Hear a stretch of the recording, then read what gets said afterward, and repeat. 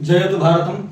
तो बंधुओं, इससे पहले हमने इतिहास से आपका परिचय कराया था और ये बताया कि हम इस वर्ष इतिहास की शुरुआत आधुनिक भारत के इतिहास से क्यों करेंगे और आधुनिक भारत के इतिहास में क्या क्या पढ़ेंगे, क्यों इतना महत्वपूर्ण है, और शुरुआत किस विषय से करेंगे, यूरोपीय आगमन में भी क्यों वो भारत आए यहाँ से, वो कारण क्या थी, वो परिस्थितियाँ क्या थी। तो सबसे पहले तो जानना होगा कि ये यूरोप है कहाँ, इसकी अवस्थिति कहाँ है, इस यूरोप के कौन कौन से देश भारत आए, कब आए, क्यों आए, इनकी अवस्थिति कहाँ है। तो उसके लिए विश्व मानचित्र की आवश्यकता पड़ेगी। आप थोड़ा सा साथ देंगे, सहयोग देंगे, धीरज रखेंगे, हम विश्व का मानचित्र यहाँ बनाने जा रहे हैं। दक्षिणी अमेरिका ये आपका, यहाँ से आपका उत्तरी अमेरिका,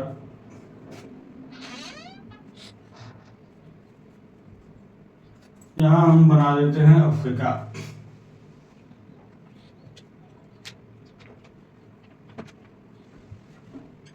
अफ्रीका हो गया। अब जो सबसे प्रमुख हमारे व्याख्यान का केंद्र रहेगा यूरोप।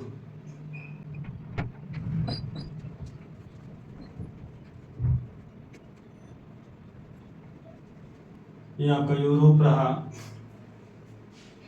और यहाँ से हमारा एशिया,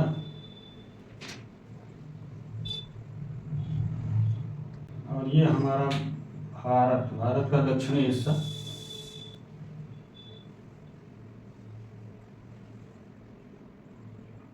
ये तैयार हो गया एशिया। और यहाँ आपका ऑस्ट्रेलिया है, ठीक। इधर नीचे आपका अंटार्कटिका।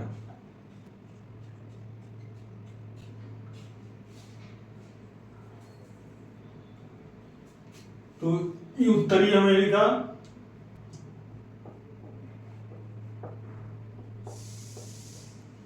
दक्षिणी अमेरिका,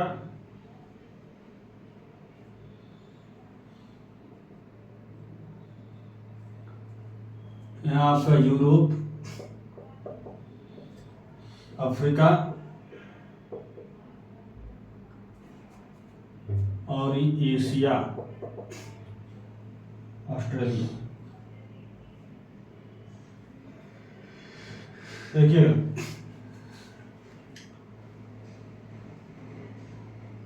यहाँ ये आपका अटलांटिक महासागर है।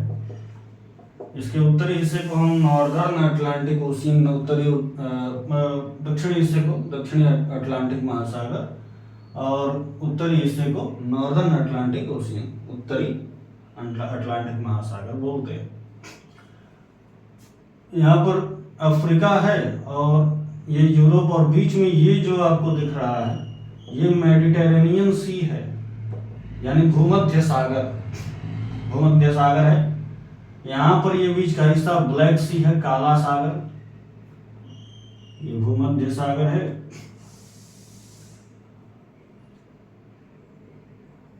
और ये काला सागर,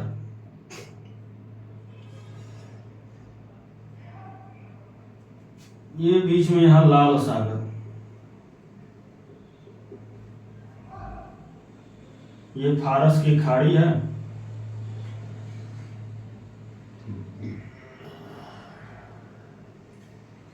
ये हमारे भारत का दक्षिणी हिस्सा है, यहाँ पर बंगाल की खाड़ी, और जो है कि ये आपका तुर्की पड़ जाता है। इधर आपका ये भारत के बाद पाकिस्तान, फिर अफगानिस्तान, फिर इराक, तुर्की, ईरान और तुर्की, और इधर इराक, फिर सीरिया, जॉर्डन, और ये सऊदी अरबिया आपका पड़ जाता है। नीचे यमन और ओमान पड़ जाता है, ठीक है। ये सारी चीजें बतानी जरूरी थी क्योंकि आगे सबकी जरूरत पड़ेगी। ये जो मानचित्र हमने बनाया है अभी बनाने लगेंगे जब हम विश्व भूगोल की कक्षा लेकर आएंगे, जब वर्ल्ड जियोग्राफी आपको पढ़ाने लगेंगे, तो इस सब क्लास में ही आप सीख जाएंगे एक एक करके। और फिर आप सब चीज़ें बनाने लगेंगे। तो सबसे पहले देखिएगा, भारत में जो पहली यूरोपियन कंपनी आई वो पुर्तगाल थी। पुर्तगाल कहाँ है? पुर्तगाल यहाँ यूरोप में, ये जो आपका दिख रहा है नीचे वाला हिस्सा, ये पुर्तगाल है। और पुर्तगाल के इधर ये पूरा स्पेन है, ये स्पेन है और यहाँ पुर्तगाल है। तो पुर्तगाल सबसे पहले, पुर्तगाल से वास्को डी गामा भारत आया था। यहाँ फ्रांस है और यहाँ जर्मनी है। जर्मनी का जो ये हिस्सा दिख रहा है, जर्मनी के से सटा हुआ ये तो इतना जर्मनी है। और ये जो है ये नीदरलैंड है, नीदरलैंड। तो नीदरलैंड से ही डच भारत में आए थे। नीदरलैंड के जो लोग हैं वही डच कम्युनिटी कहलाते हैं। तो डच जो भारत आए, नीदरलैंड यहाँ से आए, पुर्तगाल यहाँ से आए।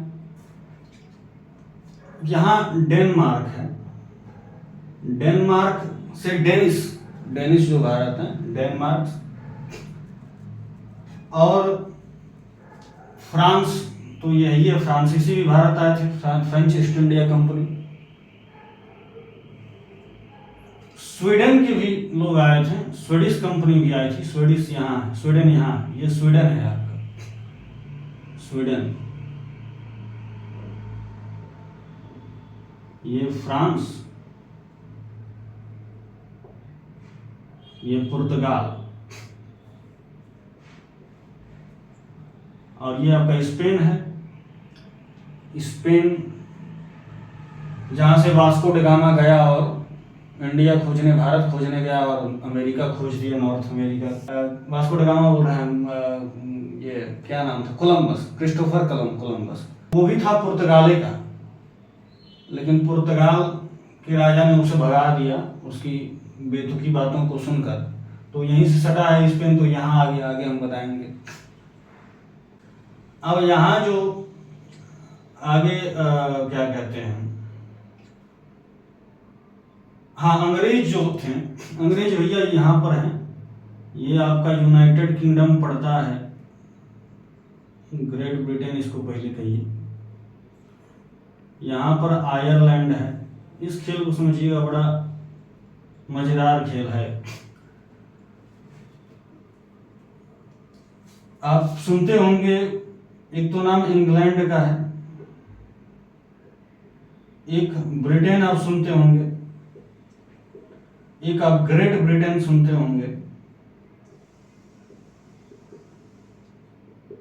और एक आप यूनाइटेड किंगडम यानी यूके आपने सुना होगा। ये चारों क्या हैं, अलग अलग हैं कि एक ही हैं? माजरा है कि अलग अलग नाम से फिर क्यों बोलते हैं अगर एक है तो? देखिएगा, सभी अलग अलग है।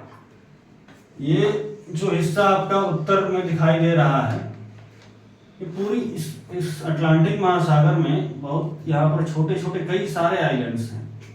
लगभग 6000 से भी अधिक आइलैंड हैं, समझिए 6000 से अधिक आइलैंड हैं यहाँ पर। और इस पूरी आइलैंड की समूह को आप जानते होंगे आइल्स, हिंदी में हम लोग आइल्स बोलते हैं। द्वीपों के समूह को आइल्स बोलते हैं, अंग्रेजी में इसे लिखा जाता है आइल्स, एस साइलेंट हो जाता है। तो द्वीपों के समूह को आइल्स बोलते हैं। तो ये जो द्वीप समूह है 6000 से भी अधिक, इसको हम ब्रिटिश आइल्स बोलते हैं। क्या बोलते हैं? British Isles. तो ब्रिटिश आइल्स में 6000 से भी अधिक द्वीप हैं, जिनमें सबसे बड़े, ये तो देखते ही नहीं है विश्व मानचित्र में, बढ़िया से अगर देखा जाए तब कहीं दिखें। तो ये जो दो हैं बड़े बड़े आइलैंड है, द्वीप हैं, जिसमें से एक ये है ग्रेट ब्रिटेन और एक ये आयरलैंड, जिसमें एक यहाँ टुकड़ा नॉर्दर्न आयरलैंड जो कि यूनाइटेड किंगडम का हिस्सा है। अब ये खेल क्या आप समझिएगा। पहले ये पूरा ये हिस्सा और ये हिस्सा दोनों मिलकर यूनाइटेड किंगडम कहलाते थे। यूनाइटेड किंगडम माने साम्राज्य और यूनाइटेड माने एकत्रित। तो एकत्रित साम्राज्य, कई सारे साम्राज्य मिलकर एकत्र हो गए तो यूनाइटेड हो गए, तो यूनाइटेड किंगडम हम बोल रहे हैं। तो ये सारे मिलकर यूनाइटेड किंगडम होते थे। इसमें ऊपर का ये जो हिस्सा स्कॉटलैंड है, ये क्या है? स्कॉटलैंड है।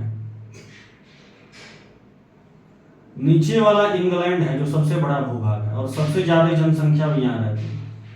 यहाँ का ये जो हिस्सा है ये वेल्स है, वेल्स। और ये पहले 1922 से पहले पूरा आयरलैंड हुआ करता था। आयरिश कम्युनिटी के लोग यहाँ रहते थे।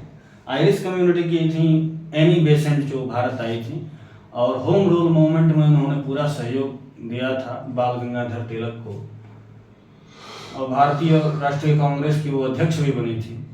ये सब आगे आप पढ़ेंगे, हम ही पढ़ाएंगे। तो आयरिश कम्युनिटी की थी बड़ी दुश्मन थी अंग्रेजों की, इसलिए भारत से आयरलैंड के लोग दुश्मन थे। उस समय संघर्ष ये भी कर रहे थे। 1917 में ये होम रूल मूवमेंट सब चला, 1916-17 में, और आयरलैंड में भी अंग्रेजों के विरुद्ध जो है कि आंदोलन विद्रोह चल रहे थे। 6 वर्ष बाद 1916-17 इधर ये हो रहा था और उधर संघर्ष हो रहा था। तो 1922 में आयरलैंड आजाद हो गया। अंग्रेजों के अधीन था आयरलैंड, उस समय यूनाइटेड किंगडम पूरा हुआ करता था। तो आयरलैंड आजाद हो गया 1922 में, लेकिन पूरा आयरलैंड आजाद नहीं हुआ। ये जो हिस्सा था, ये इतना हिस्सा ये आजाद हुआ और इसलिए इसे कहा गया तब से रिपब्लिक ऑफ आयरलैंड। क्या कहा गया? Republic of Ireland. गणतांत्रिक आयरलैंड है। गणतंत्र, गणों का तंत्र यहाँ चलेगा, गण का तंत्र चलेगा, प्रजा का तंत्र चलेगा, आजाद। लेकिन उत्तरी हिस्सा जो ये छोटा सा हिस्सा आपको दिख रहा है ये आजाद नहीं हुआ। ये यूनाइटेड किंगडम के साथ ही रहा 1922 के बाद भी, अभी तक है। इसको हमने कहा नॉर्दर्न आयरलैंड। जब अलग हो गया, पहले आयरलैंड में ही था, अब अलग हो गया तो ये रिपब्लिक ऑफ आयरलैंड और ये नॉर्दर्न आयरलैंड। 1922 से पहले इस पूरे समूह को कहा जाता था United kingdom of England and northern Ireland. अब कहा जाता है United kingdom of England and Ireland, Britain and Ireland. तो जो है कि नॉर्दर्न आयरलैंड आज भी यूनाइटेड किंगडम का हिस्सा है। तो यूनाइटेड किंगडम आप समझ गए, स्कॉटलैंड, इंग्लैंड, वेल्स और नॉर्दर्न आयरलैंड मिलकर यूनाइटेड किंगडम आज के समय में है। पहले ये पूरा आयरलैंड भी था उसमें। अब समझेंगे जरा ब्रिटेन को। ये जो आपका इंग्लैंड दिख रहा है, इंग्लैंड, और जो वेल्स दिख रहा है, ये दोनों मिलकर ब्रिटेन है। इंग्लैंड और वेल्स दोनों मिलकर ब्रिटेन है। ग्रेट ब्रिटेन क्या है भाई साहब? तो इंग्लैंड, वेल्स और स्कॉटलैंड को मिला दीजिएगा तो ये तीनों मिलकर ग्रेट ब्रिटेन है। और इसी ग्रेट ब्रिटेन ने भारत पर शासन किया। इसी को हम कहते हैं ब्रिटिश, ग्रेट ब्रिटेन। उसमें आयरलैंड नहीं था। आयरलैंड तो विद्रोह कर रहा था उस समय, ये भी अपने स्वतंत्रता चाहता था अपनी, और बाद में सफल भी हुआ। उत्तरी हिस्सा थोड़ा बहुत नहीं इसे मिला, लेकिन सफल हुआ।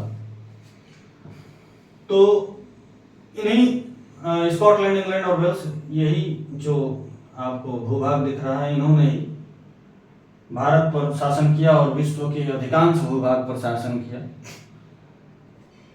इसमें जो स्कॉटलैंड है, 2014 में लग रहा था कि अब स्कॉटलैंड भी यूनाइटेड किंगडम से अलग हो जाएगा। स्कॉटलैंड रेफरेंडम आया। रेफरेंडम माने होता है जनमत संग्रह। रेफरेंडम माने होता है जनमत संग्रह। जनमत संग्रह शब्द से ही क्लियर है, यही तो है हिंदी में खूबसूरती। शब्द से ही पता चल जाता है उसकी पूरी परिभाषा। अंग्रेजी में रेफरेंडम सर पटक के मर जाइए, नहीं पता चलेगा रेफरेंडम का भैया, ये शब्द से निकाले कोई रेफरेंडम का अर्थ क्या हुआ। लेकिन हिंदी जैसे आया जनमत संग्रह, जन माने लोग, मत उनका मत, और संग्रह यानी लोगों के मतों का संग्रह, यानी वोटिंग, लोगों का मत क्या है। तो स्कॉटलैंड रेफरेंडम 2014 में पूछा गया, भैया आप यूनाइटेड किंगडम में रहना चाहते हैं कि नहीं रहना चाहते हैं। उनके विद्रोह के बिगुल बज रहे थे। तो कहा गया भाई क्लियर हो जाए, रहना चाहते हैं कि नहीं चाहते हैं। तो 55% लोगों ने वोट किया कि हम यूनाइटेड किंगडम में रहना चाहते हैं। 5% बस अधिक, 6% अधिक हुआ। अगर 6% कम हो जाता, 49% लोग वोट करते हैं बस कि हम रहना चाहते हैं, और 51% लोगों का मत होता कि हम नहीं रहना चाहते हैं, तो फिर स्कॉटलैंड भी यूनाइटेड किंगडम से अलग हो जाता। लेकिन ऐसा हुआ नहीं। बच गया। तो ये इनकी कहानी रही। इंग्लैंड आप समझ गए, Britain, great Britain, United kingdom. ये जो अभी 4 देश इसमें हैं, 4 कंट्रीज हैं, स्कॉटलैंड, इंग्लैंड, वेल्स और नॉर्दर्न आयरलैंड। इन चारों की एक ही राजधानी है लंदन, और एक ही इनका झंडा है। तो ये अंग्रेज यानी ये इस क्षेत्र पर शासन करने वाला ग्रेट ब्रिटेन, ये भारत आए, ठीक। तो पहले ये पुर्तगाल आए, अंग्रेज आए, डच आए। डच कहाँ से बताती है? नॉर्दर्न लैंड, यहाँ से डच आए। नेदरलैंड, ये डच यहाँ से आए। पुर्तगाल यहाँ से आए, पुर्तगाल ये है। फ्रांसीसी यहाँ से, ये फ्रांस है। 1 2 3 हो गया, 4 अंग्रेज हो गए। डेनिश, डेनमार्क यहाँ आपको बताएं, यहाँ से डेनिश आए। 5 कंपनियां हो गई। एक स्वीडिश कंपनी भी आई थी यहाँ, स्वीडन जो है, यहाँ से स्वीडिश कंपनी आई थी। तो ये 6 कंपनियां, 6 प्रमुख ये विदेश यूरोपीय कंपनियां भारत आई। लेकिन आई तो क्यों आई? इसके पीछे का कारण क्या था? क्या पहले व्यापार नहीं हुआ करता था? हुआ करता था जी, बहुत बढ़िया से व्यापार हुआ करता था। उस समय 3 व्यापारिक मार्ग हुआ करते थे। व्यापार तो हमारे विदेशी व्यापार भैया सिंधु घाटी सभ्यता के समय से होते हैं। उस समय पता चलता है कि जो है कि ओमान से, मगान से, फारस से, बहरीन से, हर जगह जो है कि व्यापार हुआ करता था। लेकिन ये एशिया के ही क्षेत्र थे। बाद में मध्यकाल के बाद जो है कि लगभग 1100-1200 ईस्वी, उसके लगभग हम देखते हैं कि यूरोपीय व्यापार भी हो रहा है, यूरोप के लोग भी आ रहे हैं। जैसे मार्को पोलो आए थे, वो तो खैर यात्री थे, एडवेंचरर थे। मार्को पोलो 12वीं शताब्दी के अंत में ही आए थे, उनके विषय में आगे हम पढ़ेंगे। तो बहुत यूरोप से लोग आते थे, तो मार्ग तो था। भारत को तो लोग जानते थे कहाँ है, अवस्थिति उसकी जानते थे। फिर क्यों कहा जाता है कि भैया वास्को ड गामा ने भारत का खोज किया? दरअसल उन्होंने व्यापारिक मार्ग का खोज किया। तो फिर हम कहेंगे व्यापारिक मार्ग तो पहले ही से 3 मौजूद थे। फिर किस मार्ग का खोज किया? उन्होंने चौथे मार्ग का खोज किया। तो 3 मार्ग के होने के बाद भी चौथे मार्ग की खोज करने की आवश्यकता क्या आन पड़ी, इसको समझेंगे। वो 3 मार्ग कौन थे पहले, उसको समझेंगे जरा। भारत से क्या पूरे एशिया से जो चीजें जाती थी, भारत के संदर्भ में देखेंगे तो यहाँ से दक्षिणी तट से, जहाँ से पहला समुद्री मार्ग था। 3 मार्ग में से 2 समुद्री मार्ग और 1 स्थलीय मार्ग। तो पहला समुद्री मार्ग था, यहाँ से निकलते थे और ये फारस की खाड़ी जो है, फारस की खाड़ी में जाते थे। फारस की खाड़ी के रास्ते जो है कि ये पश्चिमी एशिया, इधर जो सऊदी अरबिया आपका है, तुर्की सब जो है पश्चिमी एशिया का क्षेत्र, यहाँ आते थे। पश्चिमी एशिया में आने के बाद ये भूमध्य सागर में प्रवेश कर जाते थे। अच्छा, यहाँ ऊपर आपको एक दिख रहा है ये क्षेत्र, ये कोई देश उस नहीं है, ये एक झील है जिसको लोग सागर बोलते हैं, कैस्पियन सागर। नाम सुन के लोगों को भ्रम होता है कि सागर है। सागर होता तो ये चारों तरफ से भूमि से घिरा थोड़े नहीं होता। एक झील है, लेकिन बहुत बड़ा झील है, इसलिए इसको सागर बोलते हैं। कितना बड़ा झील है? तो विश्व का सबसे बड़ा झील है, नोट करिएगा, कैस्पियन सागर विश्व का सबसे बड़ा झील है। हिंदी में भी कैस्पियन ही लिखा जाता है इसको। विश्व का सबसे बड़ा झील कैस्पियन सागर, सबसे बड़ा झील है, बहुत बड़ा झील है, इसलिए इसको सागर लोग बोल देते हैं, कैस्पियन सागर। तो खैर हम कहाँ थे? यहाँ पश्चिमी एशिया से फिर निकल के चले जाते थे भूमध्य सागर में, मेडिटेरेनियन से जिसको अंग्रेजी में बोलते हैं। और भूमध्य सागर में जाकर यहाँ पर इटली है, यहाँ पर छोटे छोटे कई सारे आइलैंड हैं, यहीं पर इटली भी है, अपना नाम भूल गए थे, इटली। तो भूमध्य सागर से जाकर यहाँ इटली चले जाते थे, और इटली जाने के बाद यहाँ से पूरे यूरोप में जो है कि जो भी व्यापार करके जो भी सामान लाते थे वो सब जो है कि बांटा जाता था, पूरे विस्तृत डिस्ट्रीब्यूट होता था पूरे यूरोप में बेचा जाता था। कहाँ से? इटली से। दूसरा जो मार्ग था व्यापारिक समुद्री मार्ग, वो यहाँ भारत से निकलते थे और कहते थे नहीं भैया फारस की खाड़ी से नहीं जाएंगे, एक और मार्ग निकाल ले, यहीं से हम चले जाएं लाल सागर की तरफ से। इस समय जो है कि लाल सागर में टेररिस्ट बहुत ज़्यादा एक्टिव हैं, जो है कि लाल सागर में हम चले जाएं, लाल सागर से होते हुए हम यहाँ निकल जाएं इजिप्ट, मिस्र, ये मिस्र का हिस्सा है। तो लाल सागर से होकर मिस्र आ जाते थे और मिस्र से यहाँ फिर निकल जाते थे भूमध्य सागर में। कहते भैया जाना कहाँ है, हमको भूमध्य सागर ही जाना है। तो यहाँ से फारस की खाड़ी से कर जाते हैं समुद्री मार्ग से, फिर हम इधर पश्चिमी एशिया में प्रवेश करते हैं। तो स्थलीय जो यहाँ के जो देश हैं, जो राज्य हैं, वो हम पर कर लगाते हैं, उस कर से बच सकते हैं। डायरेक्ट हम लाल सागर से होकर इधर मिस्र, बस छोटा एक ही देश, इधर कई सारे देश हैं ना, यहाँ पर एक ही मिस्र है और यहाँ पर कोई उतना बड़ा कोई शासन भी नहीं है, लोग भी जा रहे हैं, यहाँ पर कुछ कोई नहीं है। यहाँ से निकलकर हम जो है कि चले जाएंगे भूमध्य सागर में, जो पश्चिमी एशिया से होकर जाते थे। तो ये दूसरा मार्ग लोगों ने खोज लिया कि लाल सागर से होते हुए हम डायरेक्ट यहाँ पर भूमध्य सागर में मिस्र के रास्ते निकल जाएंगे और यहाँ से भूमध्य सागर से फिर वो इटली ही जाते थे, क्योंकि मुख्य इनका स्थान तो जो था वो इटली ही था। इटली से ही फिर पूरे यूरोप में जो है कि सामान बेचे जाते थे, ले जाए जाते थे। तो ये दूसरा मार्ग था, नोट कर लीजिए इसको, पहला मार्ग, और इसको याद भी कर लीजिए, याद हम आपको करवा देते हैं। पहला मार्ग भारत से, चाहे एशिया से लिख लीजिए। एशिया से कहाँ जाता था शर्मा जी, बोलिए, एशिया से पहले कहाँ जाते थे ये पहला मार्ग? फारस की खाड़ी, हाँ, फारस की खाड़ी। और फारस की खाड़ी में जाने के बाद, फारस की खाड़ी के रास्ते किधर जाते थे? पश्चिमी एशिया, सऊदी अरबिया, तुर्की और सब क्षेत्र है, इराक और आपका, उधर से तो पश्चिमी एशिया जाते थे। पश्चिमी एशिया से कहाँ जाते थे? पश्चिमी एशिया से निकल जाते थे भूमध्य सागर। नक्शे में आपने देख लिया है, पश्चिमी एशिया से ये भूमध्य सागर आपका है। तो जो है कि भूमध्य सागर आप लिख भी लीजिएगा साथ में, भूमध्य सागर।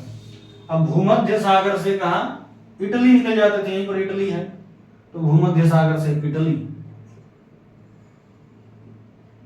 तो पहला मार्ग था एशिया से कहा फारस की खाड़ी, फारस की खाड़ी से पश्चिमी एशिया, पश्चिमी एशिया से भूमध्य सागर, भूमध्य सागर से इटली, और इटली के बाद पूरी यूरोप में माल बेचा जाता था।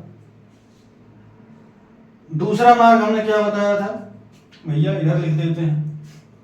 दूसरा मार्ग था हम फारस की खाड़ी से न जाकर लाल सागर से जाएं, हमें पश्चिमी एशिया भी नहीं जाना पड़ेगा, डायरेक्ट हम निकल जाएंगे मिस्र में, अफ्रीका के एकदम उत्तरी हिस्से में।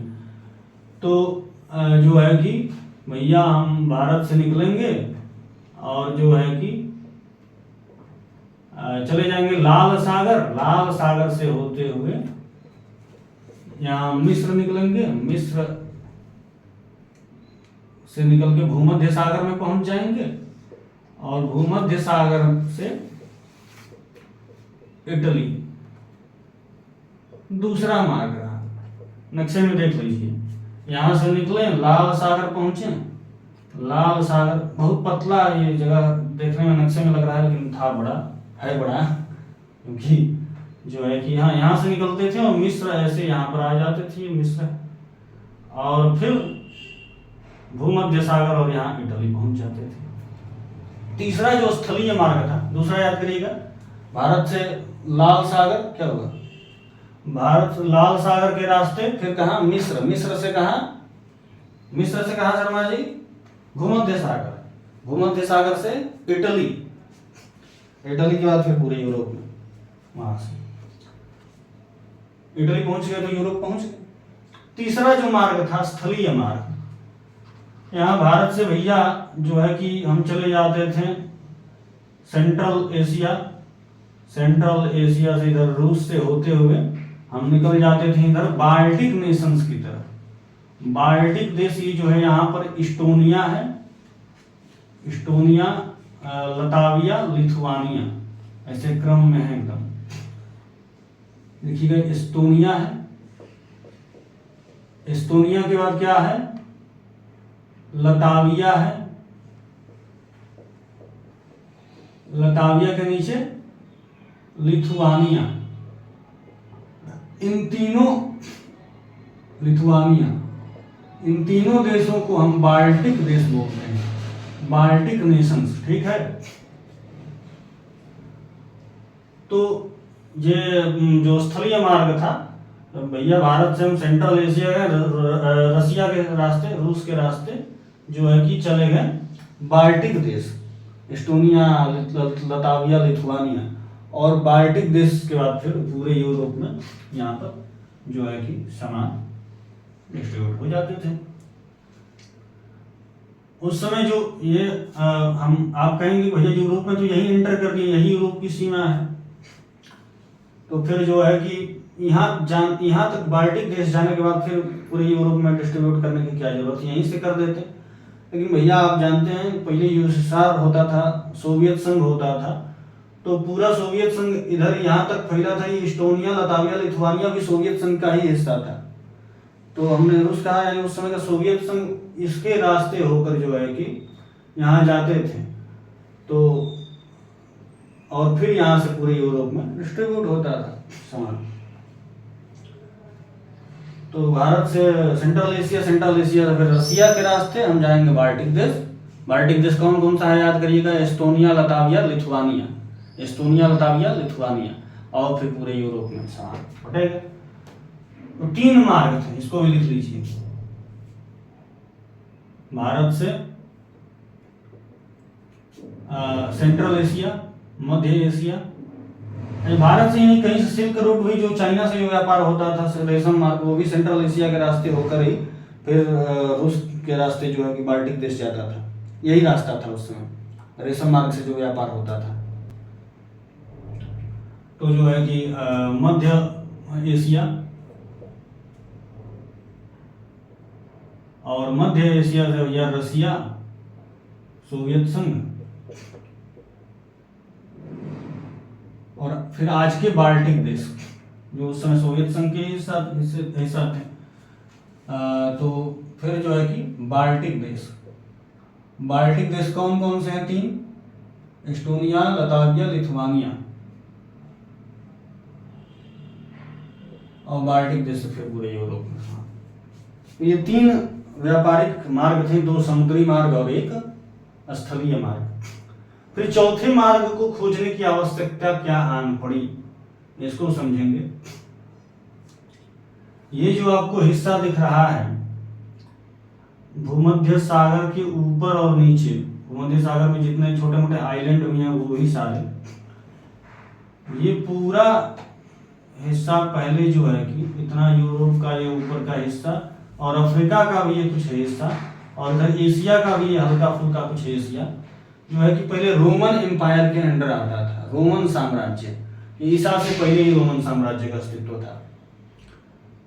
तो रोमन साम्राज्य का हिस्सा ये पूरा था।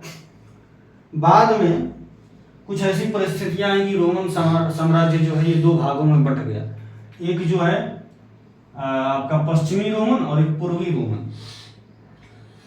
तो इसमें जो पूर्वी रोमन है इसकी राजधानी थी कस्तुनतुनिया। कस्तुनतुनिया यहाँ है, ये टर्की है आपका, तुर्की, और तुर्की में यहाँ ये कस्तुनतुनिया, इसको कुस्तुनतुनिया भी लोग बोलते हैं। क्या होगा? कुस्तुनतुनिया। तो कुस्तुनतुनिया हम लिख दें, कहीं लिख दें, कहेंगे कि वहाँ कुस्तुनतुनिया है और यहाँ लिख रहे हैं, समझ जाइए। कुस्तुनतुनिया, तो ये कुस्तुनतुनिया आपका राजधानी पूर्वी रोम की। तो हुआ क्या कि यहाँ पर था ओटोमन एम्पायर, ओटोमन साम्राज्य, ये धीरे धीरे अपना पैर पसारते गया, और एक ऐसा समय आया कि पूरे पूर्वी रोम पर इसका अधिकार हो गया। पूर्वी रोम पर किसका अधिकार हो गया? ओटोमन एम्पायर का हो गया, 13वीं शताब्दी में। अब इसकी पूरी कहानी हम वर्ल्ड हिस्ट्री में पढ़ेंगे, विश्व इतिहास में। तो जो है कि कहाँ पर थे हम? हाँ, तो 13वीं शताब्दी में पूरे पूर्वी रोम पर किसका अधिकार हो गया? ओटोमन एम्पायर का हो गया। तो कुस्तुनतुनिया जो है ये भी आ गया। तो लोग बोलते हैं कुस्तुनतुनिया पर अधिकार हो गया, उन्होंने रास्ता बंद कर दिया। कुस्तुनतुनिया तो राजधानी है, पूर्वी रोम पर ही पूरा उनका अधिकार हो गया। कुस्तुनतुनिया चूंकि राजधानी है इसलिए उसके रूप में लोग याद करते हैं कुस्तुनतुनिया पर इनका अधिकार हो गया। अब ये थे इस्लाम धर्म को मानने वाले और ये थे ईसाई धर्म को मानने वाले, रोमन एम्पायर के जो लोग। दोनों धर्म आपस में टकराए, ईसाई और इस्लाम। तो जो ईसाई धर्म के लोग थे, जो अपने आप को धर्म का संरक्षक मानते थे, अपने साहित्य अपनी संस्कृति का संरक्षक मानते थे, वो उन्होंने क्या किया कि अपना सब बोरिया बिस्तर बांधा, अपने धर्म ग्रंथ साहित्यिक ग्रंथों को सबको लेकर और चल पड़े यहाँ से निकल कर पूर्वी रोम से। वो पश्चिमी रोम भाग गए और भागे तो यहीं पर तुरंत क्या पड़ेगा, इटली ही पड़ेगा सबसे पहले। तो इटली में जाकर बस गए कई सारे लोग। सबसे पहले पश्चिमी पूर्वी रोम से निकलेंगे तो इटली ही पड़ेगा भूमध्य सागर में। तो ये लोग इटली चले गए। अच्छा, इटली गए तो वहां पर क्या हुआ वो आगे हम देखेंगे, तब तक इन्हें इटली जाके आराम करने दीजिए। इधर की क्या परिस्थिति है, अधिकार हो गया तो इन्होंने जो व्यापारिक मार्ग है, यहाँ से फारस की खाड़ी से होते हुए पश्चिमी एशिया से जा रहे हैं, फिर भूमध्य सागर में जाकर जो है कि इटली जा रहे हैं, तो ये तो मार्ग इनके अधीन आ गया। इधर से जाइए चाहे इधर से जाइए, लाल सागर से होते हुए आप मिस्र जाइएगा तो मिस्र का भी हिस्सा इन्हीं के अधिकार में आ गया, ओटोमन एम्पायर के। तो चारों तरफ से रास्ता बंद, ये ईसाई ये इस्लाम, तो दुश्मनी तो है। तो इन्होंने रास्ता बंद कर दिया, व्यापार पर रोक लगा दिया। कुछ लोग व्यापार करते भी थे तो उन्हें बहुत ज्यादा कर देना पड़ता था, कस्टम ड्यूटी। तो बहुत ज्यादा कर जब लग गया तो बहुत ज्यादा दाम में बेचेंगे तभी तो इन्हें फायदा होगा, तो सामान ले जाकर बहुत ज्यादा दाम में बेचने लगे। अब जब बहुत ज्यादा दाम में बेचेंगे तो जिसकी उतनी कैपेसिटी होगी, क्षमता होगी, वही खरीदेगा। तो सामान के खरीदार भी कम हो गए। अब सामान तो ये लेकर गए हैं बहुत ज्यादा, लेकिन खरीदार हैं बहुत कम। तो क्या हो, तब जरूरत पड़ी, इन्होंने सोचा कि हम एक नए व्यापारिक मार्ग की खोज करें। लेकिन ये एक ही कारण नहीं था, और भी कारण था। तो नए व्यापारिक मार्ग की खोज हुई। दूसरा कारण एक, आप सुनते होंगे पुनर्जागरण। मत करिए भैया, इसे एक समस्या कहीं बता दीजिए वो क्या है, इरिटेशन हो रहा है। तो क्या कह रहे हैं, तो दूसरा कारण पुनर्जागरण। पहला तो ये था ओटोमन एम्पायर का अधिकार मार्ग को उन्होंने रोक दिया, कर बढ़ा दिया। और तीसरा ये मार्ग था भी जो सेंट्रल एशिया से होकर रसिया के रास्ते बाल्टिक देश जाने वाला बहुत बड़ा रास्ता था, और बीच में कई सारे देश पड़ते थे, कई सारे राज्य पड़ते थे, तो सबको कर देना होता था। तो ये भी बहुत लंबा रास्ता भी पड़ जाता, तो ये भी बहुत जो है कि फायदेमंद नहीं था। तो नए मार्ग की नया आवश्यकता समझ में आई, लेकिन आवश्यकता समझ में आई तो उसको खोजने की एक सोच, एक विचार वो भी तो होना चाहिए। वो होगा किनमें, जो प्रबुद्ध होंगे। लेकिन उस समय के लोग प्रबुद्ध वहां पर थे नहीं, ज्ञानोदय हुआ नहीं था, वो एज ऑफ एनलाइटमेंट था नहीं, अब आने वाला था। उसी युग को हम कहते हैं पुनर्जागरण का काल। कैसे आया वो काल, पुनर्जागरण। पुनर्जागरण देखिएगा, पुनः और जागरण, विसर्ग संधि लगी है, पुनः और जागरण मिलकर बन गया पुनर्जागरण। एक विसर्ग संधि पर एक बात याद आ गया हमें। एक महाराज जी हैं, अनिरुद्धाचार्य जी महाराज, तो एक गुरु जी किसी कोई व्याकरणाचार्य थे बढ़िया, उनसे वो फंस गए, शास्त्रार्थ में उलझ गए। और आपको यूट्यूब पर मिल भी जाएगा, वायरल है पूरा। वो कह रहे हैं कि भगवत गीता में भाई राधा रानी का उल्लेख नहीं है, तो वो दिखा रहे हैं कि हाँ इस अध्याय में ये श्लोक है, इसमें लिखा है राधावंतम। उन्होंने क्या कर दिया, राधावंतम कैसे दिखा दिया, उसके पहले था विसर्ग, और विसर्ग के बाद था आधावंतम, माने दौड़ते हुए आए। धावंतम माने दौड़ना, आधावंतम माने दौड़ते हुए आए।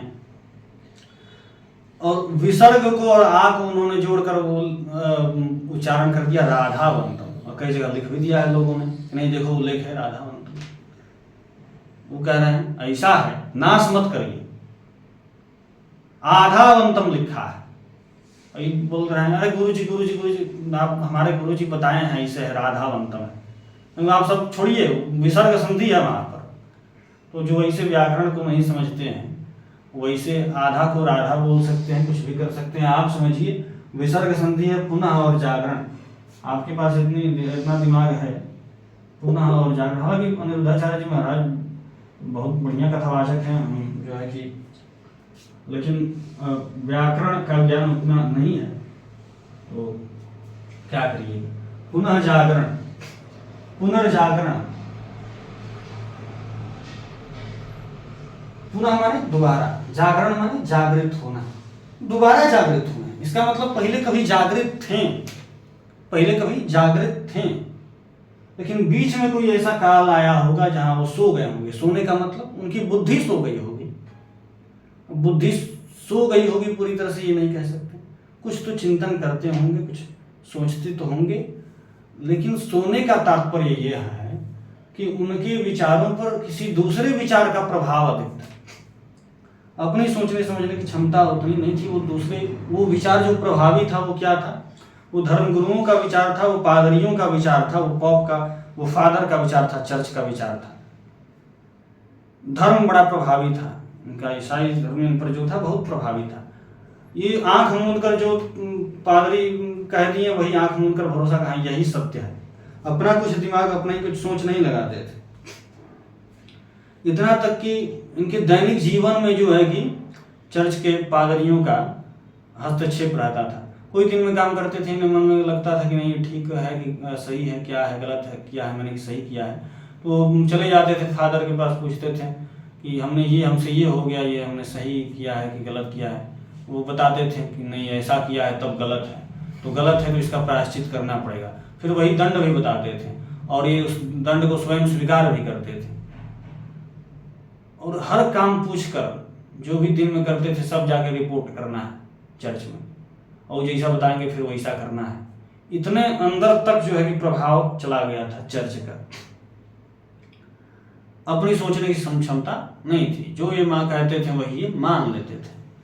लेकिन जब हमने कहा कि यहाँ पश्चिमी रोम से पूर्वी रोम से पश्चिमी रोम में गए लोग भाग के अपने धर्म ग्रंथों को लेकर, अपने साहित्यिक ग्रंथों को लेकर उसकी रक्षा के लिए, अपनी संस्कृति की रक्षा के लिए जब गए इटली में, तो इटली क्या था, व्यापारिक केंद्र था। हर तरफ से लोग यहीं आते थे, एशिया विभिन्न देश से लोग, पूरे यूरोप के लोग जो है कि इटली आते थे। बहुत बड़ा बाजार था, बहुत बड़ा व्यापारिक केंद्र था। तो कई संस्कृति, कई सभ्यता, कई विचार के लोग जो है कि यहाँ आया करते थे इटली में। सबके विचार अलग, सबकी संस्कृतियां अलग, सबकी सोच अलग। तो जो सामान का आदान प्रदान तो वहाँ होता ही था बाजार में, लेकिन उसके साथ साथ उनके विचारों का भी आदान प्रदान होता था, उनकी संस्कृति का भी आदान प्रदान होता था। जैसे हम काशी हिंदू विश्वविद्यालय में पढ़ते हैं तो यहाँ पर विभिन्न जगह से लोग आए हैं। कोई प्रतापगढ़ से है, कोई इलाहाबाद से है, कोई बलिया से हमारे शर्मा जी हैं, कोई बक्सर से है, कोई आरा से है, कोई महाराष्ट्र से है जोशी जी, राजस्थान, हरियाणा कहाँ से, दक्षिण भारत से भी लोग आते हैं। 32 देश के लोग इस वर्ष, मैंने जिस वर्ष हमारा नामांकन हुआ पिछले वर्ष, 32 देशों के लोग यहाँ आए। एक बांग्लादेश के भी हमारे विदेशी मित्र हैं, दुर्जय सरदार। तो अलग अलग लोगों का रहन सहन का तरीका, अलग अलग सोच, अलग अलग विचारधाराएं, अलग अलग धर्म, ये सब होगा तो विचारों का भी आदान प्रदान होता होगा। तो कई सारे विचार जहां मिल रहे हैं, बताइएगा कि उन लोगों की बुद्धि बाकी लोगों के बुद्धि की अपेक्षा कैसी होगी। चाहे ये रूढ़िवादी होंगे, कतई नहीं होंगे। कई सारे विचार मिल गए हैं, सोच मिल गए हैं, तो ये रूढ़िवादी तो नहीं होंगे, खुले दिमाग के होंगे लोग, स्वतंत्र विचारधाराएं इनकी होंगी। तो जब ये ग्रंथ लेकर इटली में गए तो वहां के जो विचारक थे, इटली के जो प्रबुद्ध विचारक थे, उन्होंने उन ग्रंथों को पढ़ा और उनकी देखने की दृष्टि अलग थी। ये चर्च के पादरी जो देखते थे उनकी दृष्टि अलग होती थी, इनकी दृष्टि अलग है, क्योंकि ये एकदम खुले दिमाग के हैं और ये उसका इंटरप्रिटेशन दूसरे तरह से करते हैं और बताते हैं कि देखो ये तो जो प्राचीन, ये तो बहुत प्राचीन ग्रंथ है, और इसमें जो उस समय के विचारकों के जो मत हैं, ये बड़े स्वतंत्र विचारधाराएं इनकी हैं, बड़े स्वतंत्र सोच वाले थे। तो स्वतंत्र सोच वालों ने इन्होंने जो लिखा इसको पढ़ के तुम ऐसी सोच वाले कैसे बन गए, हर बात पे निर्भर हो, हर बात में पूछने जाते हो चर्च में, अपने धर्म गुरुओं से हर बात में जो है कि सलाह लेने जाते हो, जो है कि अपनी सोच की क्षमता को विकसित ही नहीं करते। तो इन्होंने दूसरे तरह से इसको इंटरप्रेट किया। और उस समय तक क्या हुआ था कि प्रिंटिंग प्रेस भी चालू हो गया था यूरोप में। अब प्रिंटिंग प्रेस जब छापा खाना चालू हो गया तो अब खूब प्रिंट होने लगा, इनके विचार खूब प्रिंट होने लगे, पुस्तकें बंटने लगी। पहले अब एक आदमी कहीं जाके किसी गांव में, समुदाय में, कहीं जाके मोहल्ले में एक साथ 50, 100, 200 आदमी को प्रेरित करेगा। लेकिन जब प्रिंटिंग प्रेस आया तो लिखित माध्यम से पूरे यूरोप में इनका विचार फैला और सभी लोग अब तर्क करने लगे। तो अब तर्क क्षमता लोगों की बढ़ने लगी। अब ये ऐसे ही कुछ भी मान नहीं लेते, अब ये तर्क करने लगे। जैसे वहां पर चर्च में, उसमें ईसाई धर्म में इसे कहा गया, उसमें चर्च में धर्मगुरुओं ने कहा कि ऐसा है कि पृथ्वी जो है कि पूरे ब्रह्मांड का केंद्र है और इस पृथ्वी का चक्कर सभी ग्रह नक्षत्र लगाते हैं और ये केंद्र है। इन्होंने तर्क किया, भैया प्रमाण क्या है? प्रमाण इसमें लिखा है, ग्रंथ में लिखा है, वो लिखा है, वो हम नहीं ना पढ़ रहे हैं, वो तो आप पढ़ के बता रहे हैं, हमें प्रमाण बताइए, हम कैसे मान लें जो लिखा है सही। तो अब ये इनकी बोलती बंद हो जाती थी धर्मगुरुओं की, ये तर्क करने लगते थे, मानते ही नहीं थे। तो फिर इन्होंने उसके बाद प्रमाण ढूंढने का प्रयास किया, तो खोज में निकले, डिस्कवरीज होने लगी और धीरे धीरे पता चला कि जो है कि ब्रह्मांड का केंद्र धरती तो नहीं है, धरती का चक्कर तो सभी ग्रह नक्षत्र नहीं लगाते, धरती स्वयं सूर्य का चक्कर लगाती है, सभी ग्रह लगाते हैं। और ये सब विचार जब प्रसारित होने शुरू हुए तो जो वहाँ के धर्मगुरु थे बड़े नाराज और सब राजा के पास चले गए अपने अपने क्षेत्र के और शिकायत करने लगे कि ये तो बहुत गलत जो है कि विचार फैला रहे हैं, लोगों को दिशा से भ्रमित कर रहे हैं। तो सबको फिर जेल में डाला गया, कई लोगों को जिंदा जला दिया गया, बहुत प्रताड़नाएं दी गई। जो भी ऐसी बातें करता था सबको बहुत प्रताड़नाएं दी गई। ये जो है कि धर्म के मार्ग से भटका रहे हो लोगों को ऐसा। तो जैसे अरस्तु के बारे में हम लोग फिलॉसफी में पढ़ते हैं, खैर वहाँ नहीं जाएंगे। तो यहाँ पर भी ऐसे ही हुआ, सबको बंदी बनाया गया, अधिकतर लोगों को जिंदा, कई लोगों को जला दिया गया। बात किसी को वैसी बातें जो ही बोलता था उस पर प्रतिबंध लगाया जाता था। इससे जो है कि जनता में आक्रोश फैलने लगा कि हम सत्य बात बोल रहे हैं तो हम पर ये अत्याचार किए जा रहे हैं। जनता चढ़ गई अब शासन के सर पे। शासन ने भी कहा नहीं, दबाव जब बना शासन पर तो उसने कहा नहीं ये ठीक बोल रहे हैं, आप ठीक कह रहे हो, हम आपको समर्थन करेंगे, आप डिस्कवरी करो, खोज करो, जितना करना है, हम आपको पैसा देंगे, हम आपका समर्थन पूरा करेंगे। अब शासन भी झुक गया। तो फिर खोज का युग शुरू हुआ, तर्क हुआ। तो तर्क से प्रमाण मांगा इन्होंने, प्रमाण के चक्कर में खोज हुआ तो डिस्कवरीज का युग आ गया। फिर तकनीकी आ गई, तकनीकी का विकास होने लगा, तकनीकी का विकास होने लगा। फिर कई सारे यंत्र बनने लगे, मशीनें बनने लगी। और जब कई सारी मशीनें बनने लगी तो अपने जरूरतों को, हर तरह की जरूरतों को पूरी करने की मशीनें बनने लगी। लोगों की क्षमता सोचने की बढ़ गई, प्रबुद्ध हो गए लोग, ज्ञानोदय हुआ, एज ऑफ एनलाइटमेंट जिसको बोला जाता है। तो मशीनें जब बनने लगी तो उसमें उन मशीनों की सहायता से फिर कृषि का कार्य भी बड़ी तेजी से, उत्पादन भी बहुत ज़्यादा होता था। फिर मैन्युफैक्चरिंग भी, विनिर्माण भी बहुत ज़्यादा होता था। तो इससे क्या हुआ, एक कृषि को बहुत बढ़ावा मिला और विनिर्माण, मैन्युफैक्चरिंग, इसमें भी बढ़ावा मिला। तो जितनी की जरूरत थी, जितने सामानों की, उससे अधिक सामान हो गए, अधिशेष सामान हो गए। अधिशेष वस्तुएं उनको क्या बोला जाता है, सरप्लस प्रोडक्ट। तो सरप्लस, जरूरत से ज्यादा जो बच जाए, जरूरत सब अपना यूज करने के बाद जो अधिक बच जाए वो सरप्लस प्रोडक्ट है। तो ये सरप्लस जब होने लगे तो इन सरप्लस का क्या किया जाए, फिर इनको बेचा जाए। तो बेचना है, अधिक से अधिक बेचेंगे तो मुनाफा भी होगा।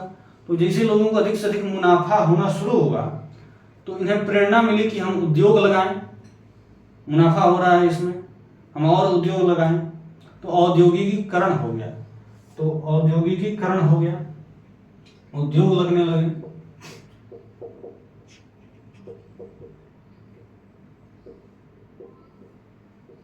कई सारे उद्योग लगाए जाने लगे, अब बहुत सारे सामान अब आने लगे हैं, प्रोडक्ट्स आपके पास। लेकिन अब इतने सारे सामान आ गए कि उनको बेचने के लिए बाजार भी तो चाहिए, मार्केट भी तो चाहिए। तो मार्केट कहाँ मिलेगा? तो मार्केट तो उस समय बहुत बड़ा मार्केट एशिया था आपका, भारत बहुत बड़ा मार्केट था।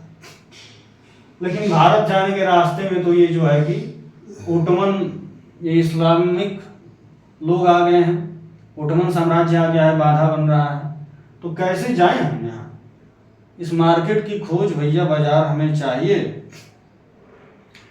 तो वहाँ के शासकों ने भी एक पहल शुरू की कि भाई हम नए रास्ते की खोज करें। उन्होंने कई लोगों को जहाजें दी, नाविकों को, जहाज से जाओ, नई समुद्री मार्ग की खोज करो। तो बहुत सारी हजारों जहाजें गई और कई सारी हजारों जहाजें डूब भी गई समुद्र में। कोई जाता था तो उसका पता नहीं रहता था कि वापस लौट कर आएगा, इसकी कोई गारंटी नहीं रहती थी। तो जान हथेली पर लेकर लोग जाते थे भारत की खोज करने। और राजा जो देता था वो भी जानता था कि हम ये जहाज दे रहे हैं तो बहुत कम ही चांस है कि वापस हमको मिलेगा, लेकिन फिर भी देते थे कि शायद अगर कोई वैसा क्षेत्र भारत कहीं मिल जाए हमें, तो हमारा बहुत बड़ा एक बाजार मिल जाएगा, मुनाफा हमें होगा और हमें हमारी ख्याति भी बढ़ेगी कि हमने नए क्षेत्र पर जो है कि वहाँ पर व्यापार किया। और इनकी मंशा, भले ही कहते हैं कि हमें पता ही नहीं चला कब हमने भारत पर अधिकार, इनकी मंशा पहले थी कि हम यहाँ पर अधिकार करें। उसी मनसे से यहाँ के राजा उतने जहाजें लोगों को दिया भी करते थे, केवल व्यापार ही नहीं था। तो एक बार ऐसे ही जो है कि कोलंबस, क्रिस्टोफर कोलंबस गया, जो है कि पुर्तगाल के राजा, पुर्तगाल यहाँ है बताएं आपको, तो पुर्तगाल के राजा के पास गया और कहा कि आप जो है कि हम जाना चाहते हैं भारत को खोजने, आप जो है कि हमें जहाज दो। तो राजा बड़ा खुश हुआ कि ऐसे लोग मिलते कहाँ हैं अपनी जान हथेली पर लोग लेकर जाने वाले, हम तुमको जहाज दे देंगे, रास्ता बताओ किधर से जाओगे। तो शर्मा जी देखिएगा, तो रास्ता बताया जो है कि कोलंबस ने कि हम इधर से पश्चिम जाएंगे। अब ये बौखला गया राजा, ये कौन पागल आ गया आदमी, भारत है पूरब में और ये जाएगा पश्चिम, भगाओ इसको, निकालो बाहर निकालो। ये कह रहे हैं अरे नहीं, हमारे पास एक नक्शा, बहुत प्राचीन नक्शा है, बहुत बड़ा खजाने का नक्शा है, मिला है इधर, ये भारत नए रास्ते से हम जाएंगे, नया रास्ता है। तो उस समय क्या था कि उस समय लोगों को ये पता नहीं था कि इधर भी कुछ है। लोग बस जानते थे 3 महाद्वीपों के बारे में, एक एशिया, एक यूरोपा, जिसको यूरोपा बोलते हैं, यूरोपा, और तीसरा अफ्रीका। यही 3 के बारे में लोग जानते थे, और जानते थे कि धरती चपटी है, और यही 3 महाद्वीप हैं पूरे विश्व में, यही 3 महाद्वीप हैं और कुछ है नहीं, और धरती चपटी है, ऐसी धारणा थी। करें इधर कहाँ जाए, इधर तो बस सागर है, 3 महाद्वीप बस इधर है, यूरोप में हम है, नीचे अफ्रीका है और इधर एशिया है, एशिया में भारत है, तुम इधर कहाँ जा रहे? नहीं, हम नया, हमको बहुत प्राचीन नक्शा मिला, नए रास्ते से हम जाएंगे, बाहर निकाल दिया। अब बेइज्जती बहुत हो गई इसकी, कहा कि अच्छा ही बात, हम पुर्तगाल के तो हैं, जन्मभूमि तुम्हारी पुर्तगाल है, लेकिन हम अब जाएंगे स्पेन। पुर्तगाल से ही सटा है स्पेन, बड़ा राज्य है, हम अब इस बड़े राज्य के राजा के पास जाएंगे, हमारी कदर वो करेंगे। स्पेन में गया, स्पेन में राजा के पास गया, वहाँ भी कहा हम भारत जाना चाहते हैं। राजा खुश हुए, ठीक है जहाज तुमको दे रहे हैं, रास्ता बताओ, रास्ता फिर बताइए, पागल है, बाहर निकालो। नहीं, हमारे पास बहुत प्राचीन नक्शा है। वो प्राचीन नक्शा था क्या? तो यूनान का एक व्यक्ति था टालोई, उसने वो नक्शा दे दिया, उससे नक्शा मिला था कोलंबस को, और इसे ये सच समझ रहा था, वो गलत नक्शा था, उसमें त्रुटि थी। तो कई लोग बोलते हैं कि दिशा यंत्र खराब हो गया तो भटक गया, ऐसा नहीं, दिशा यंत्र खराब होने से भटक के पूरब जाने के जगह में पश्चिम पूरा चला जाएगा, ऐसा थोड़ा नहीं। कई सारे टीचर लोग पढ़ाते हैं कि दिशा यंत्र खराब हो गया, दिशा यंत्र खराब होगा, पहले जाना शुरू करेगा इधर, बीच में कहीं खराब होगा तो इतना तो ज्ञान है ना कि भैया इधर पश्चिम है, इधर पूरब है, सीधे इधर जाने की जगह पर इधर पूरा चला जाएगा। तो वो नक्शा उसके हाथ में पहले ही से दिमाग में पहले ही से था कि उसके कि हम पश्चिमी में जाएंगे, पूरब में नहीं पश्चिमी में उसको जाना था, पहले ही से उसके दिमाग में था। ये खजाने का नक्शा है बहुत बड़ा। तो स्पेन के भी राजा ने बाहर निकाल दी। अब जैसे बाहर जा रहा है, रानी ने देखा बड़ा युवा है, सुंदर है, बड़ा कहाँ जा रहा है, ऐसे निराश होकर मुंह लटका है। तो पूछा कि हम जाना चाहता है, भारत को खोजना चाहता है और राजा हमको बाहर निकाल दिया। हम बहुत स्पेशल रास्ता खोजा है, हमको एक प्राचीन बहुत नक्शा मिला है, आप समझाओ ना राजा को। तो अब रानी बहुत जो है कि लगा, रानी को बहुत मासूम है बच्चा, जो है कि युवा है और इसमें जो है कि क्षमता भी है, कर लेगा ये जो है कि इसके पास नक्शा भी है। नक्शा दिखाया रानी को, नक्शा है तो कोई बात तो होगा। तो रानी ने जाकर राजा को समझाया। जब रानी प्रभावित हो गई है तो राजा क्या ही करेंगे, तो राजा को मजबूरन जो है कि जहाज देना पड़ा। अब कोलंबस को जहाज मिल गया और कोलंबस चल पड़ा पश्चिम में, और जाते जाते पहुंच गया समुद्र पार करते करते यहाँ पहुंच गया कैरेबियन आइलैंड। कई सारे यहाँ पर देश हैं, ये आइलैंड इन्हीं को देश हम बताते हैं। लगभग नॉर्थ अमेरिका में, उत्तरी अमेरिका में 23 देश हैं। यहीं पर कोई क्यूबा देश है, ये क्यूबा देश है शर्मा जी, जो दुनिया का सबसे ज्यादा शिक्षित देश है, विश्व का सबसे ज्यादा शिक्षित देश। साक्षरता यहाँ पर 99.8% है। क्यूबा यही कैरेबियन आइलैंड में ही है। इन्हीं को हम वेस्ट इंडीज बोलते हैं। क्यों बोलते हैं? ये जब आया यहाँ तो इसने प्रसन्न होकर कहा कि हमने इंडिया खोज लिया, हमने इंडिया खोज लिया। तो इंडिया से ही इंडीज पड़ गया, और चूंकि ये पश्चिम में आया था इसलिए इसको वेस्ट इंडीज कहा जाएगा। ये वेस्ट इंडीज पड़ गया। तो ये यही आके लौट गए। इसने पूरे अमेरिका को नहीं खोजा, बस इसने ये कैरेबियन आइलैंड के इन द्वीपों को खोजा और यहाँ से आकर लौट गया और फिर पूरा दिखाया कि हमने कैसे पूरे यूरोप को पार करके और फिर जाके यहाँ पर इंडिया को खोजा, पूरा हल्ला कर दिया, इंडिया को हमने खोज लिया। तो वहाँ पर एक और था अमेरिगो वेस्पुची। वो सोचा अरे इंडिया खोज लिया पश्चिम में जाकर, ये कैसा दिमाग है, इंडिया तो पूरब में है, हम भी जाकर देखेंगे क्या माजरा है। तो अमेरिगो वेस्पुची गया, आया इसी रास्ते से और कहा अच्छा यहाँ आया था कोलंबस, हम इसके और आगे जाकर देखेंगे और आगे क्या है। तो और आगे वो गया और फिर उसने पूरे उत्तरी अमेरिका को, पूरे इस अमेरिका को खोजा, और इसीलिए उसी के नाम पर अमेरिगो वेस्पुची उसका नाम था। इसलिए अमेरिगो से अमेरिका इसका नाम पड़ा, अमेरिगो से अमेरिका पड़ा नाम। लोग कहते हैं कोलंबस ने अमेरिका, कोलंबस ने अमेरिका नहीं खोजा, कोलंबस ने ये कैरेबियन आइलैंड की ये जो है कि क्षेत्र यहीं से लौट गया था। तो अमेरिगो से नाम पड़ गया अमेरिका। बाद में नीचे का भी क्षेत्र खोजा गया, तो नीचे वाला जो क्षेत्र खोजा गया इसका नाम रख दिया गया दक्षिणी अमेरिका, और ऊपर वाला जो था इसका नाम रख दिया गया उत्तरी अमेरिका।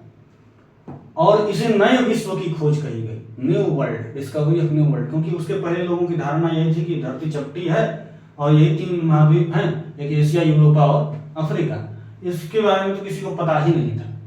तो ये जब खोजा गया तो इसको डिस्कवरी ऑफ न्यू वर्ल्ड बोला, इसको नया विश्व बोला गया। ये न्यू वर्ल्ड है, नया विश्व है। बाद में ऑस्ट्रेलिया भी आपको मिला और नीचे आपको अंटार्कटिका दिख रहा है। तो ये सब मिलकर जो है कि 7 महाद्वीप होते हैं।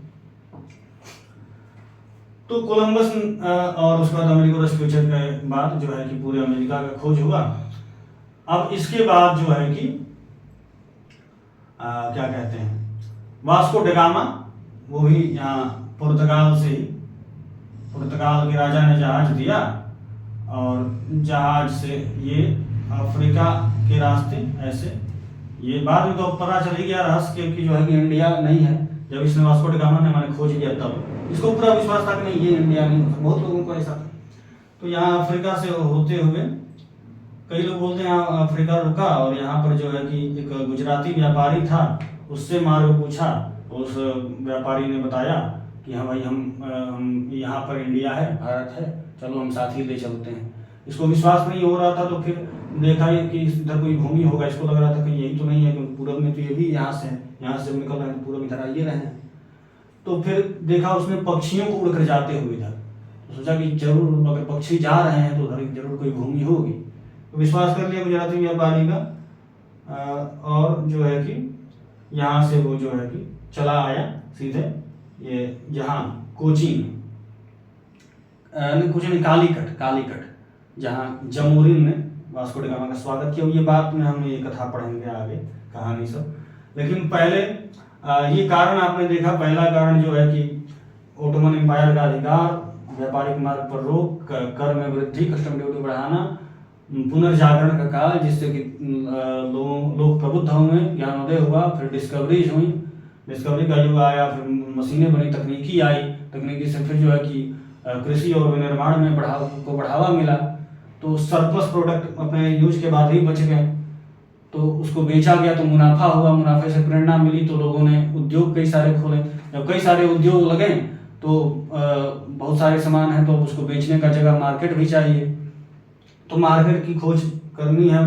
पता तो है कि भारत है, लेकिन जाने का रास्ता ही बीच में पड़ा हुआ है, शैतान ओटोमन, तो कहाँ से जाएं? तो जो है कि और इधर से जाते हैं मध्य एशिया से होते हुए तो बहुत सारे राज्य रास्ते में पड़ेंगे और लंबा भी पड़ जाएगा। तो एक समुद्री मार्ग खोज करें जहाँ से कोई कर और देने का झंझट नहीं, और डिस्कवरी का युग भी आ गया था। तो इस तरह से इन्होंने फिर कई सारे जहाज, जो से हजारों जहाजें डूबी, किसी को पता नहीं है जा रहे हैं कि तो वापस आएंगे कि नहीं। और राजाओं को भी बहुत सारा घाटा पहले लगा, लेकिन बाद में तो बहुत मुनाफा कमाया उन्होंने। तो फिर जो है कि ऐसे करके डिस्कवरी हुई और भारत के इस व्यापारिक मार्ग की खोज हुई। जब वास्को डी गामा आया तो कहा ये भी रूट तो बहुत ही लंबा पड़ जा रहा है, इससे बढ़िया तो ये था स्थलीय मार्ग, तो बड़ा लंबा पड़ जा रहा है, इधर से होते हुए इतना आना पड़ रहा है घुमाकर, इससे बढ़िया उधर ही से आए, छोड़ दें। लेकिन जब यहाँ से सामान लेकर गया और वहाँ पर 60 गुने अधिक दामों में बेचा, इतना मुनाफा हुआ, बड़ा ज़्यादा मुनाफा हो रहा है, कहीं कर और कहीं टैक्स नहीं देना पड़ रहा है ना, इसलिए मुनाफा बहुत ज़्यादा हो रहा है। यही ठीक है, भले लंबा पड़ रहा है। तो ये सब चीज़ें और भी प्रेरणाएं मिली, जैसे हमने पहले बताया था शुरुआत में ही लेक्चर के, मार्को पोलो 12वीं शताब्दी के अंत में भारत आए थे। मार्को पोलो एडवेंचरर थे, यात्री थे। तो वो जो है कि यूरोप से, इटली के ही थे वो, तो इटली से होते हुए जो है कि वो मध्य एशिया से होते हुए पहले चीन में आए। चीन में बड़े राजनीतिक पदों पर उन्होंने बड़े बड़े पदों पर काम भी किया। फिर वहाँ से वो होते हुए जो है कि चीन से होते हुए यहाँ से अरब सागर से निकल कर यहाँ आए। यहाँ पर उस समय पांड्यों का रूल, पांड्यों का शासन चलता था। प्राचीन इतिहास में आपने पढ़ा होगा, दक्षिण भारत के इतिहास में 12वीं शताब्दी के अंत तक था। तो जो है कि यहाँ पर पांड्यों का शासन था और इधर काकतीय वंश का शासन था। तो काकतीय वंश यहाँ पर मार्को पोलो आए, और यहाँ पर जब आए तो यहाँ के बारे में जब भी कोई जाता था यूरोप से यात्री तो बड़े सब चीज़ लिखता था भारत के बारे में, चाहे जहाँ भी जाता था अपने यात्रा वृत्तांत में लिखता था। इन्होंने भी यात्रा वृत्तांत में भारत की खूब प्रशंसा की। भारत में तो ऐसा है कि लोग अपने हीरे जवाहरात, सोने चांदी लेकर सामान आराम से रात्रि में भी भ्रमण कर सकते हैं, माने कि वहाँ पर कोई चोरी मचारी नहीं है, माने सुरक्षित देश है, जगह है। बहुत ज़्यादा ईमानदार वहाँ के लोग हैं। जितने भी मैंने पूरे विश्व में जितनी भी वनस्पतियाँ देखी, जितने भी फूल रंग बिरंगे देखे, वो सब एक ही जगह मुझे भारत में मिल रहा है। बस दक्षिण भारत के कुछ हिस्सों में वो भ्रमण किया था, इतना कुछ लिखा। एक बात उसने और देखा था, उस समय यहाँ पर काकतीय वंश में रुद्रमा देवी का शासन था। इसका शासन था रुद्रमा देवी, जो एक महिला थी, वो महिला शासी का शासन कर रही, बहुत प्रभावित हुआ मार्को पोलो। और जब वापस लौट के गया इटली, तो इटली में एक जगह वेनिस में उस समय जो है कि बहुत वेनिस के सारे शत्रु पनप चुके थे। सभी चाहते थे वेनिस पर हम अधिकार कर लें, कारण कि राजा का कोई पुत्र नहीं था, एक पुत्री थी, तो कोई उत्तराधिकारी उसका था नहीं। राजा बड़े परेशान, तो बुलाया अपने सलाहकारों को। उसी सलाहकार की मंडली में मार्को पोलो भी था। तो पूछा क्या करें, तो मार्को पोलो ने कहा हम एक आपको कथा सुनाते हैं।